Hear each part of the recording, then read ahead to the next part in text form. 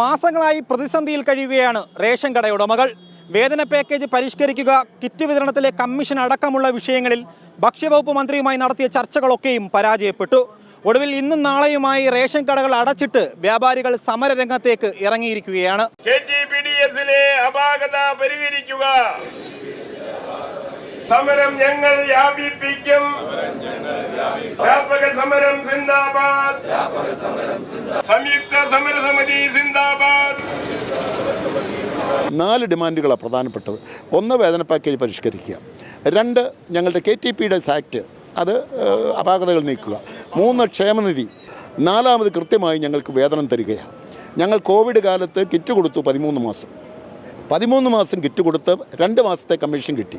ബാക്കി നിരന്തര സമരം ചെയ്തിട്ടും ഗവൺമെൻറ് തരാതെ വന്നപ്പോൾ ഞങ്ങൾ കോടതിയിൽ പോയി.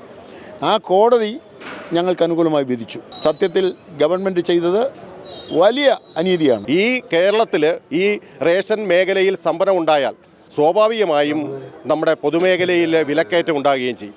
അപ്പോൾ മാവേലി സ്റ്റോറിൻ്റെ ഇപ്പോഴത്തെ സ്ഥിതി, സബ്സിഡി സാധനങ്ങളുടെ കുറവ്, ഇത് മാർക്കറ്റിനെ സംബന്ധിച്ചോളം വ്യാപകമായി ബാധിക്കുന്നുണ്ട്.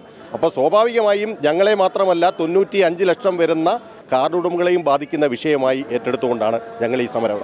ഗവൺമെൻറ് ഈ മേഖലയ്ക്ക് ഫണ്ട് കണ്ടെത്തണം, അതാണ് അനിവാര്യമായ കാര്യം. അപ്പോൾ ആ ഫണ്ട് കണ്ടെത്തി ഈ മേഖലയിലെ ഈ പറയുന്ന കേരളത്തിലെ 95 ലക്ഷം വരുന്ന കാർഡ് ഉടമകളെ സംരക്ഷിക്കുന്നതോടൊപ്പം തന്നെ ഈ മേഖലയിലെ കണ്ണികളായിട്ടുള്ള ഞങ്ങളെ സംരക്ഷിക്കുന്ന നിലപാട് ഗവൺമെൻറ് കൈക്കൊള്ളണമെന്നാണ് ഞങ്ങൾക്ക് പറയാനുള്ളത്. റേഷൻ കടയുടമകളുടെ സമരം സർക്കാർ വിരുദ്ധ സമരമല്ലെന്ന് ജി സ്റ്റീഫൻ MLA വ്യക്തമാക്കി.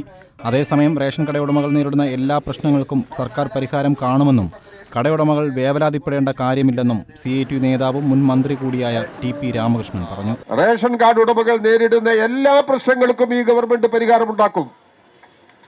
അത് തന്നെയാണ് ഗവൺമെന്റിന്റെ നിലപാട്. നിങ്ങൾക്കത് ബോധ്യമാകണമെന്നുണ്ടെങ്കിൽ നിങ്ങൾക്ക് ഈ ആനുകൂല്യങ്ങൾ കിട്ടിത്തുടങ്ങണം, അല്ലാതെ നിങ്ങൾക്ക് ബോധ്യമാവില്ല.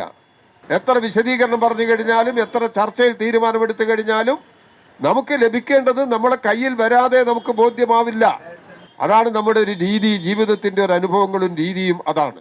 വേവലാതിപ്പെടേണ്ടെന്ന് ആവശ്യമില്ല. പക്ഷേ ആവശ്യങ്ങൾ ഉന്നയിച്ച് സമരങ്ങൾ നടത്തേണ്ടതായിട്ട് വരും. അത് നമ്മുടെ ആവശ്യങ്ങൾ നടപ്പിലാക്കുന്നതിനും അംഗീകരിക്കുന്നതിനും ആവശ്യമായ ഒരു ഘടകം തന്നെയാണ്. അത് ഉപേക്ഷിച്ച് പോകാൻ കഴിയില്ല. അപ്പോഴാണ് ഇതിന് വേഗത വർദ്ധിപ്പിക്കുക.